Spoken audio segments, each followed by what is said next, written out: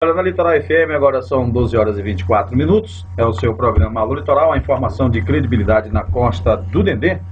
E como sempre, todas as quintas, a gente tem o nosso papo da semana aqui com o Dr. Álvaro Luiz, né? E tem sempre o patrocínio, o apoio institucional da Clínica Pai em Camamu. E você já sabe, sempre trazendo aí um tema importante no oferecimento da Clínica Pai, que oferece aí tratamentos de transtornos mentais, de dependência química. Fica ali na rua Nossa Senhora da Assunção, número 13, Cidade Alta, na rua da Câmara de Vereadores em Camamu. O telefone é o 3255-2488. Doutor Álvaro e sua equipe faz atendimento de doenças nervosas, de dependentes de drogas. Tem também odontologia, fonoaudiologia, tem psicologia, tem tratamento para dermatologia, exames laboratoriais, fisioterapia e clínica médica em geral. É na Clínica Pai em Camamu, com o doutor Álvaro e toda a sua equipe. Doutor Álvaro, boa tarde. Boa tarde, Zito. Boa tarde, Souza, Mendes, Ana e os ouvintes da Litoral. Zito, um destaque eu quero dar para o pessoal da Lagoa Santa, porque a maioria dos moradores dizem que todos ligam rádio, pelo menos um grande número, e parece um rádio só. Está ecoando lá, né? Isso é bom. E o pessoal do bairro do Luiz, que também pediu um alô especial. Nós vamos cada semana lembrar essas pessoas que, de um certo modo, fazem esse programa, esse quadro. Doutor Álvaro, o nosso assunto de hoje, a gente retorna com o SUS aqui no nosso programa Alô Litoral, mas para tratar de uma forma diferente. Nós vamos falar do SUS, do seu plano, né? Como ele realmente foi pensado e como é que ele funciona hoje na prática. E eu acho interessante a gente começar, não resta dúvida, teorizando um pouco do que é o SUS. Né? Uma sintetização do que é o SUS. Pois é, Vitor. Todos os especialistas do mundo inteiro entendem o SUS como o melhor ou a melhor formulação teórica de um plano de saúde. Ou seja, o SUS, na sua concepção, é estudado no mundo inteiro. Como é que o Brasil chegou a essa construção que pega toda a população, que não deixa ninguém de fora, enfim, que tem começo, meio e fim, que tem uma lógica, e que, portanto, não é atendimento gratuito, mas é um projeto complexo, muito bom, de saúde, excelente, e que provavelmente não tem um melhor no mundo atualmente. Essa é a concepção teórica do SUS. O plano é fabuloso, é o melhor, talvez, que se tenha no mundo. A prática, lá na ponta, para usar o SUS, tem alguns entraves que nós vamos poder discutir.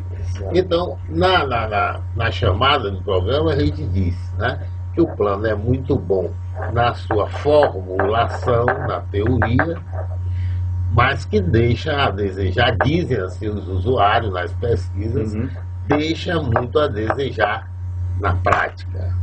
Esse é que é o SUS. Doutor Álvaro, então o senhor falou agora há pouco, é errado dizer que então é gratuito o SUS, porque de qualquer forma nós pagamos, né? Nós pagamos o SUS porque nada que sai do governo é parido pelo governo. Tudo que sai do governo é oriundo de impostos pagos pela população. Doutor Álvaro, quais são então os principais objetivos do SUS hoje no Brasil?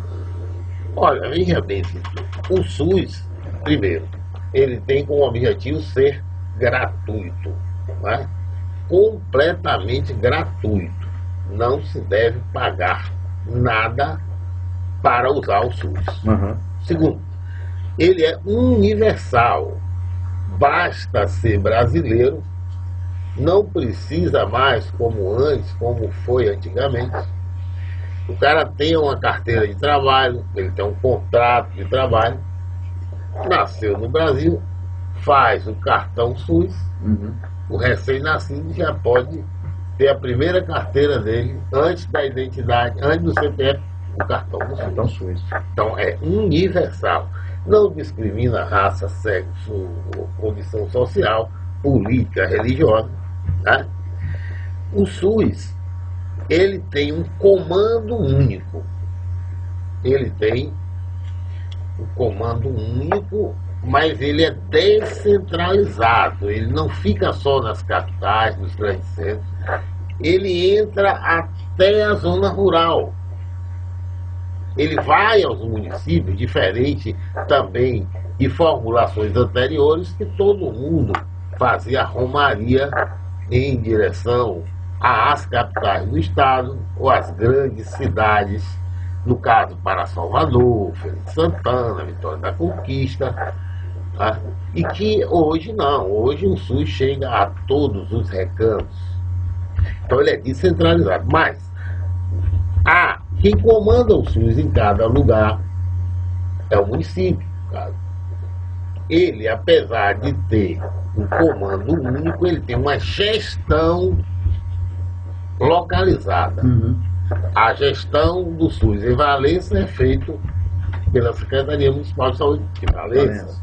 A gestão do SUS em Feira de Santana é feita pela Secretaria Municipal de Saúde de Feira de Santana. Então, a forma de gerenciar o SUS, aplicar bem o dinheiro, escolher bem os serviços, dar uma tonalidade maior ou menor a cada serviço, eu quero mais isso, eu quero mais aquilo, depende de que o gestor, primeiro, conheça bem o plano de saúde, que é um documento da Secretaria de Saúde, da cidade onde ele é secretário, para ele identificar qual o maior problema de saúde, quais os maiores, pelo menos um elenco dos 10 maiores, e adequar o SUS local àqueles problemas que ele tem em maior percentagem. Então, a gestão é localizada. Não adianta o SUS ter lá um comando muito bom, uma ótima formulação teórica, se nas cidades não tem um bom gestor. Então, a gente pode dizer então que a cara do atendimento local nos municípios vai depender da gestão municipal. Da gestão municipal, especificamente, tecnicamente, da Secretaria Municipal de Saúde, mas também dos diretores de unidade, dos coordenadores, do quadro de médicos, enfermeiros, psicólogos, assistentes sociais, fisioterapeuta, que é selecionado. E por que não? Da forma de pagamento desses profissionais, da fiscalização, que é uma outra etapa que o plano prevê, o controle social do SUS. Cada cidadão pode controlar os serviços do SUS. Por isso, Vitor, eu fui secretário de saúde em Camamu de 2002 a 2006.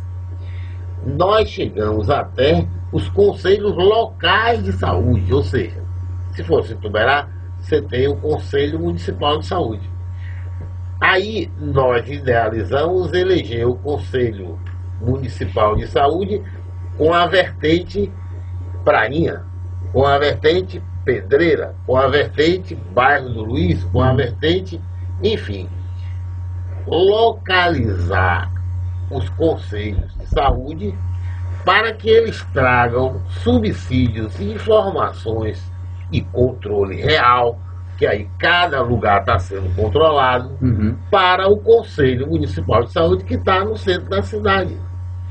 Esses conselhos locais, eles não têm poder deliberativo, eles não podem decidir nada, mas ele tem poder fiscalizatório e tem poder de reunir informações para nutrir, para suprir o Conselho Municipal de Saúde. Seria a voz das ruas. Como as subprefeituras. Perfeito, né? perfeito. Que vai ao recanto.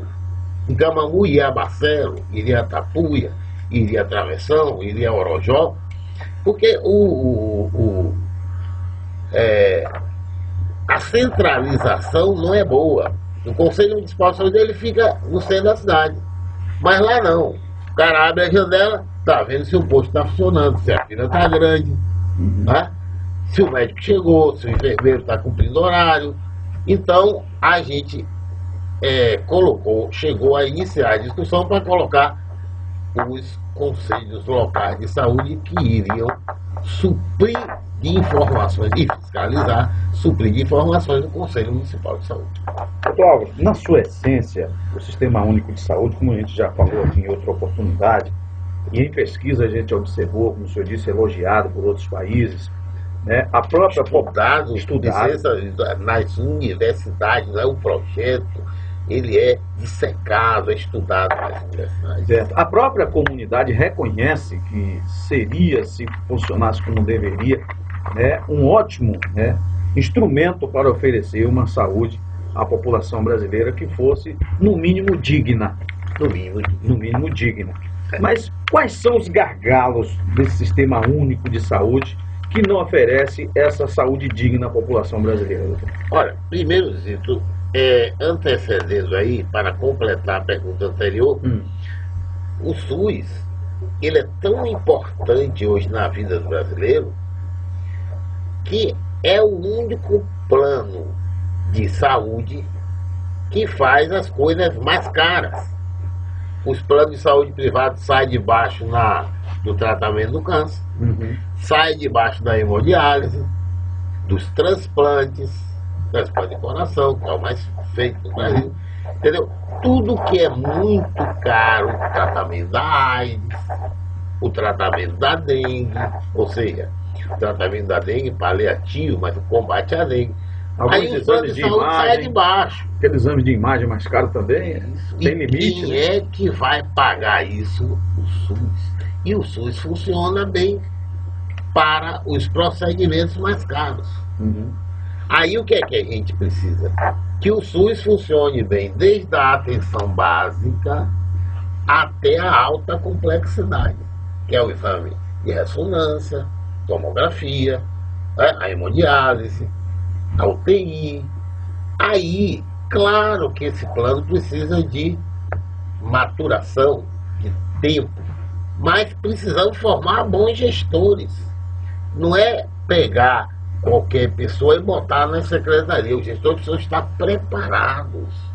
Eles precisam, além de entender minuciosamente a saúde local, eles precisam entender de SUS. Eles precisam, Zito, não olhar o problema solto, mas olhar o problema integrado. É um conjunto de coisas que tem começo, meio e fim e que deve desembocar nesse bem-estar que você está pedindo aí e que toda a população brasileira está pedindo. É possível, é possível. Basta que os gestores municipais tenham mais juízo e procurem técnicos competentes na sua formação, com mais maturidade. Por exemplo, a Secretaria de Saúde de Salvador, a Secretaria do Estado, é um manancial de técnicos. Dali só sai gente boa, capaz, ágil, sabendo os caminhos. E às vezes eu vim contando aqui, por exemplo, teve aqui numa cidade que eu vou agora, no momento, evitar falar o nome, que aí reuniu o prefeito, secretário de saúde, diretor de hospital, deputado, não sei quem, não sei quem, não sei quem.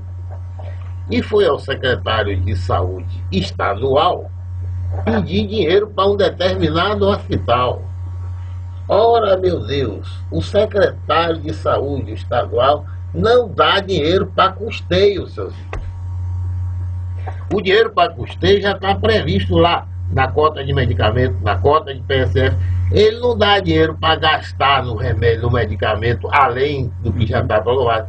Não dá dinheiro para pagar o médico, o enfermeiro e tal. Não dá dinheiro para comprar qualquer utensílio do hospital. Então você veja, a ignorância impede o progresso do SUS. A má informação, ignorância no sentido de má informação. Não houve nesses elos todos, prefeito, secretário de saúde, assessor, deputado, quem dissesse a ele, não vá pedir dinheiro para movimentar o hospital no dia a dia, porque não existe no Estado. Esse dinheiro teria que ser municipal. Esse dinheiro teria que ser o dinheiro das AIHs, que está previsto. Nas empresas seria o capital de giro. Isso. Para uma empresa. Aquele que movimenta o hospital ou a empresa no dia a dia. Uhum.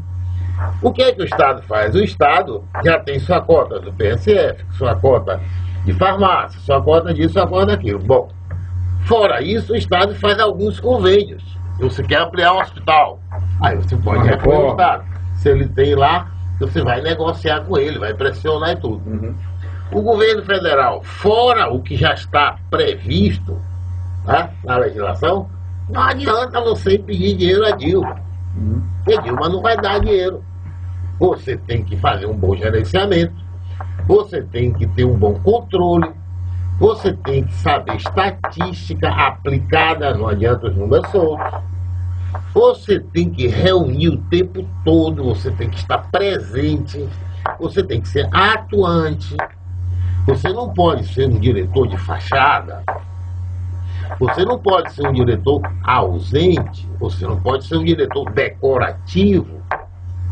Ou você está ali para trabalhar, isso se consegue mais no início, né? Uhum. Porque quando o cara demora muito tempo num cargo, a tendência é ele relaxar, e as coisas não funcionam bem. E, como se diz, vai no piloto automático, o piloto automático nem sempre está bom, pode quebrar, então o cara não está presente, não gerencia. Se ele não gerencia, aí a unidade é um barco sem rumo, vai bater em algum lugar. E às vezes, esses gestores localizados rolam a maçã podre entre os funcionários, fica um brigando com o outro, um brigando com o outro, um brigando com o outro, e ele lá, quem sabe, tomando o seu belo uísque ou o seu vinho mais caro. Doutor Álvaro, não existe na legislação pelo menos que eu conheço, se eu estiver errado, o senhor me corrija, na legislação, uma determinação para quem vai gerir a saúde pública de um determinado município, que tem que ser o profissional X ou Y. Isso significa dizer que o gestor da saúde pública tem que ser um médico, tem que ser um enfermeiro, tem que ser...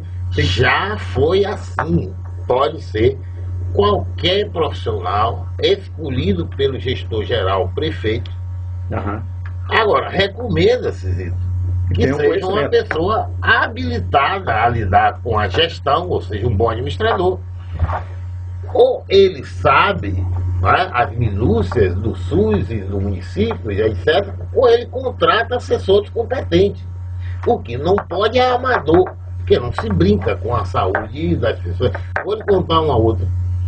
Um secretário de saúde chega para mim e acha que quando uma criança vai ao hospital meia-noite, 1h, 2h da manhã com febre de 40 graus e você não tem a dipirona, não tem o paracetamol, não tem, enfim, um antitérmico para baixar aquela temperatura, que não é nada isso e que não acontece nada. Vai baixar a temperatura com vento e reza? É com vento e reza que vai baixar a temperatura? A reza ajuda, a oração ajuda. Uhum. Mas Deus nos deu o homem e a matéria, as coisas práticas. Então, o secretário que diz isso não conhece nada de nada. O secretário que diz isso é um completo ignorante na questão da saúde emergencial, aquela que você tem que ter as coisas à mão. Você não pode nem dizer, pegue no armário no fundo do hospital. Não, tem que estar ali, arrumado de certa maneira, que você estendeu a mão para a esquerda, você sabe que está pegando, para a direita você sabe, para frente você sabe, para trás você sabe. Não dá para improvisar, seus filhos. O nome já diz, é emergência. É emergência. Tem que estar tudo no lugar. Tem que estar o desfibrilador, tem que estar o monitor cardíaco, tem que estar o respirador, que quase nenhum hospital tem. Certo? Quando você tira um paciente de uma parada cardíaca, que ele não volta a respirar espontaneamente logo de imediato, você tem que ficar no ambu ali, ó. Porque não tem um ventilador de respiratório. Aí, quer dizer, ou você tem a pessoa competente, ou você está, ao caso, gerenciando mal um bom SUS que tem um plano extraordinário, mas no município, naquele município não funciona. Mesmo porque tem município pequeno que funciona muito bem, viu?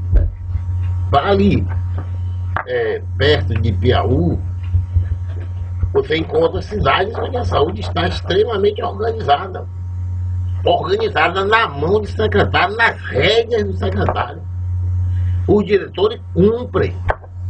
Né? A população já aprendeu a fiscalizar, porque fez promoção de saúde e ensinou a população que cada cidadão deve e pode fiscalizar o SUS. Agora, não podemos fazer como alguns ignorantes que dizem assim: a culpa é do médico porque ganha muito e trata mal. Coisa nenhuma, rapaz. O SUS paga R$5 por uma consulta, R$10 por uma consulta mais medicamento, não sei, um pouco mais por uma consulta e uma observação, um parto em torno de R$80 e não sei o que. Veja bem, e o médico, normalmente ele não tem mais carteira assinada, tem sempre uma cooperativa intermediando o trabalho médico, ele não é mais empregado do Estado. Eu acho isso bom, mas acho que as cooperativas precisariam pagar o 13º do médico, né? Pagar para quando ele ficasse doente, seu Souza, ter o mesmo direito de qualquer outra pessoa. E o médico não é um cidadão.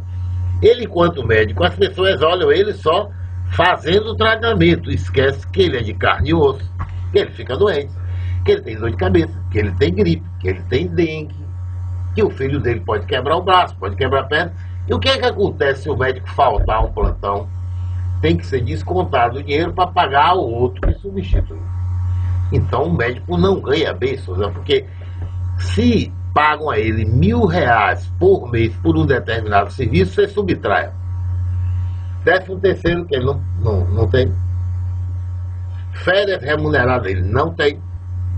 Não pode ficar doente. Não pode ficar doente.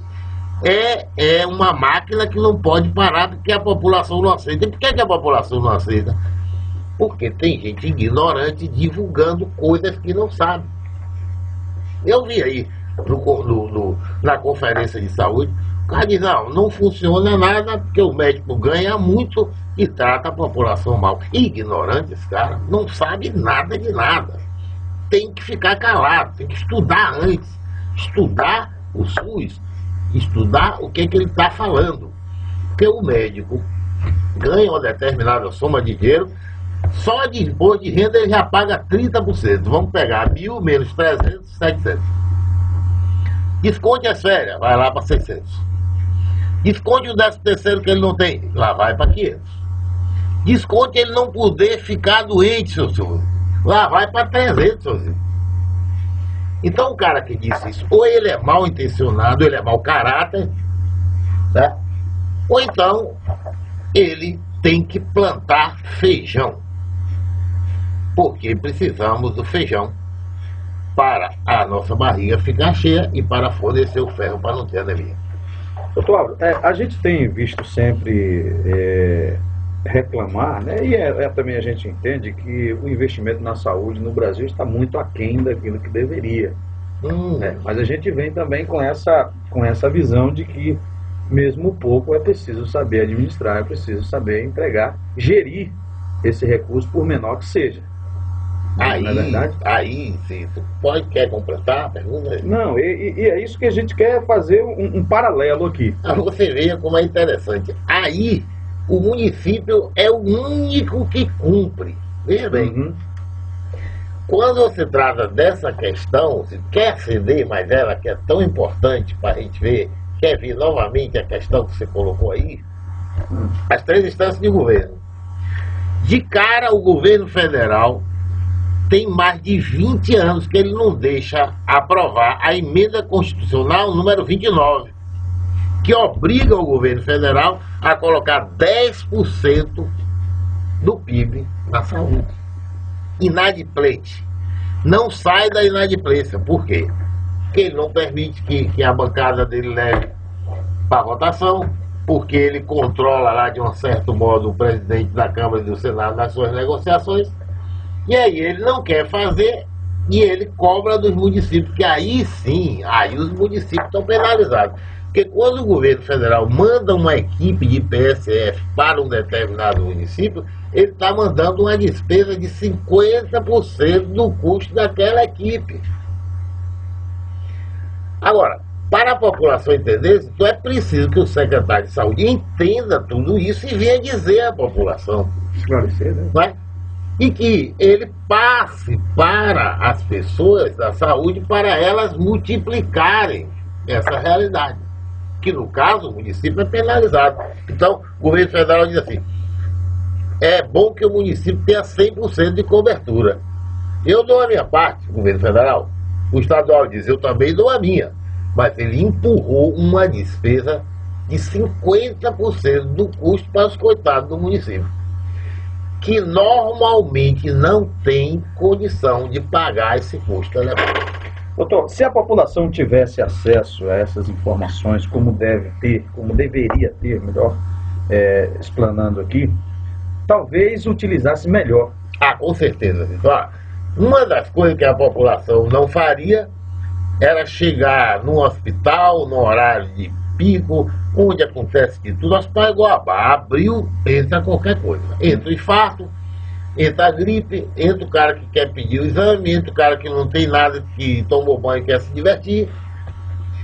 Então, a população nunca diria assim: eu quero tudo que eu tenho direito. Não, tem que haver racionalidade. Secretário de saúde que tem juízo bota um especialista treinado no município mesmo, com pessoas competentes, para ver se os exames entre o pedido e a justificativa tem razão de se fazer. Porque, por exemplo, eu pego lá no formuláriozinho do SUS, aí tem justificativa. Justificativa. O cara tá com uma dor na cabeça e tal, aí você pede ultrassom do abdômen, ou uma transvaginal. Não tem nada a ver uma coisa com a outra. Acontece que o usuário precisa saber disso. Toda vez que ele pede errado o exame ao médico, e toda vez que o médico preenche errado para se ver livre do cara, que ele não quer examinar, ele não quer conversar, ele não quer perder tempo, porque a consulta é R$5, e ele ganha por produção, aí vem a necessidade de sobrevivência. Aí o sistema está todo errado, porque está pedindo exame demais. Ô, Zito, quem paga esse exame no final? O próprio usuário, o que pediu e o que não pediu. Perfeito. Então o cara está com a dor no tórax, aí você pede um raio-x do pé. Então, outro erro: o médico ganha por procedimento no SUS. Quer dizer, se ele ganha R$5 por consulta e ele acha pouco, qual a solução? Aumentar o número de consultas. Uns roubando, aumentando de modo fraudulento, o outro aumentando a velocidade da consulta. Como é que aumenta a velocidade da consulta? Pede logo tudo que o cara pediu sem saber o que pediu, porque eu me vejo livre desse cara e ganho meus 5, e mais 5, e mais 5, e mais 5. Aí é que estão os problemas do SUS, e aí é que está a gestão. A gestão pode dar jeito nisso. Olha, eu vou dar um dado estatístico: mais de 85%, provavelmente 90% dos exames pedidos, solicitados, dão resultados negativos. Isso quer dizer que o médico não raciocinou para pedir aquele exame. Porque quando ele raciocina, ele tem uma suspeita diagnóstica antes de pedir o exame, ele só pede o exame para provar o que ele pensa, para documentar o que ele está pensando e botar ele no prontuário. E quando o médico não sabe nada do paciente, porque está com pressa, ou que o paciente pressionou, ou que a avó da tia do porteiro pediu para a irmã do secretário disso, aquilo, aí ele pede tudo caro, faz um bocado de exame que desnecessário, e todos nós pagamos um SUS caríssimo, tá? Então, Zito, o dinheiro precisa ser racionalizado. O dinheiro precisa ser como o dinheiro da carteira dos bons, né, controladores de finanças. cada realzinho é importante. Então não se pode fazer exame porque quer agradar, se deve fazer o exame certo, na hora certa, né? Para que o médico possa ou confirmar o seu diagnóstico ou negar o seu diagnóstico. Então está aí um dos grandes problemas do SUS. Doutor, para a gente finalizar, o tempo andou, nós estamos a 12h54, já quase 1h da tarde. Para a gente finalizar rapidinho, o SUS trouxe benefícios para a saúde do brasileiro? Inegavelmente, Osito, como eu disse em oportunidades anteriores, entra no hospital particular em Salvador, São Rafael, Aliança, qualquer um. Você entra numa porta e sai lá 2 quilômetros depois, mas você gasta 20 mil reais. Porque o cara ele fotografa tudo, ele mete a agulha em tudo quanto foi lugar do seu corpo, normalmente silencioso, sem lhe perguntar nada, você é uma máquina dentro da máquina, e às vezes o cara fica contente, que ele está vendo foto de todo lado, só que aquilo não adianta nada, ele gastou 20 mil reais. Por que o SUS é diferente? Porque tem começo, meio e fim. O correto é entrar pela atenção básica. Então, uma parte já vai ser vacinado, resolveu. A outra parte já vai ser ensinado através da educação de saúde, já resolveu. A outra parte vai ser tratado ali, é a leishmaniose, é a tuberculose, hoje se trata a AIDS, nas unidades PSF. Tá? Tuberculose, leishmaniose. Agora, unidade de PSF não é necessariamente um lugar para se tratar uma gripe. Deve tratar porque está doente. Mas ali é para hipertensão, porque 45% da população vai ficar hipertensa após os 50, ou melhor, 25% da população, 4 vai ficar hipertensa após 40 anos, 45 anos. 8% vai ficar diabético. É isso que precisa. Hipertensão com diabetes dá a mortalidade mais cedo. Então, se você quer cuidar bem do cara que tem infarto, você cuida da hipertensão e do diabetes. Do cara que tem derrame cedo, cuida da hipertensão e do diabetes. Então, ali está a base. É a vacina que evita inúmeras doenças. Então, quando você vacina, quando você cuida do diabetes, quando você faz um bom pré-natal, você evita que a bronca vá para o hospital de última hora. Porque aqueles caras estão controlados. Aquilo não vai virar insuficiência renal para gerar a diálise, que é caríssima. Tá? Então há uma racionalidade.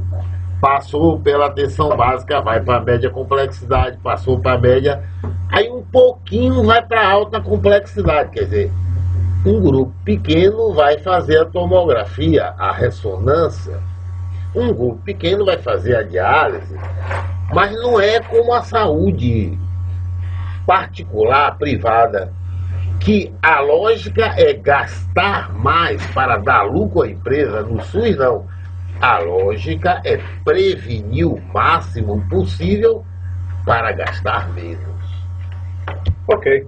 Doutor Álvaro, esse assunto nos renderia aí uns 3 programas se a gente fosse dissecar todas as dúvidas, se fosse aí abordar a todos os aspectos. E a beleza, né? Quando a gente começa a conhecer, você vê que o plano é um plano espetacular. Agora precisa de gestores no município, precisa de seriedade, racionalidade, uma série de coisas que envolve toda a população. E só para finalizar, Zito, o SUS prevê até o controle social, quer dizer, ele prevê até que cada cidadão, e mostra como, através dos conselhos locais de saúde, do Conselho Municipal de Saúde, né, mostra como cada cidadão pode fiscalizar o andamento do SUS. Só que o cidadão mal informado, ele fiscaliza mal.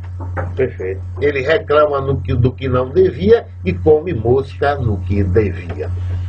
Pois é, o nosso programa Alô Litoral, já avançamos bastante. Tem ouvinte aí, Souza? Vamos lá pelo 3256-2524. Alô, boa tarde. Com que eu falo? Otávio? Pois não, Otávio? Pois não. Pois não. Pode falar, ele está lhe ouvindo.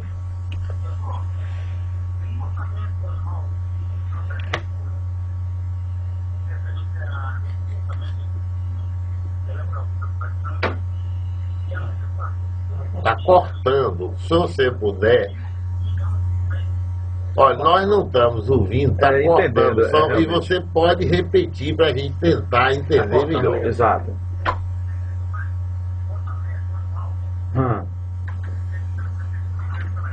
Certo. Isso.